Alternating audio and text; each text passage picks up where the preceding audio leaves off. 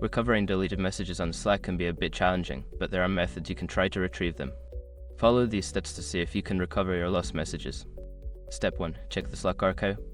Look for the message in the Slack archive. If you have not permanently deleted the message, it may still be accessible in the channel's history. Use the search bar to find keywords related to the message.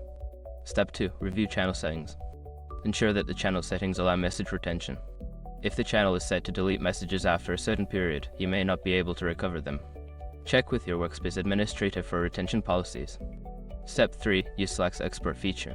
If you're an admin, you can use the export feature to download your Workspace data. This may include deleted messages if they were not permanently removed.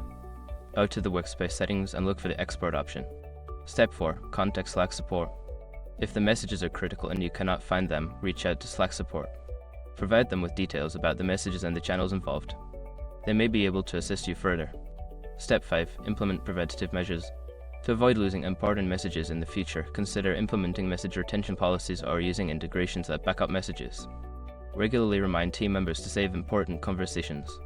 By following these steps, you may be able to recover deleted messages or at least prevent future losses. Always remember to keep backups of important information to avoid similar situations.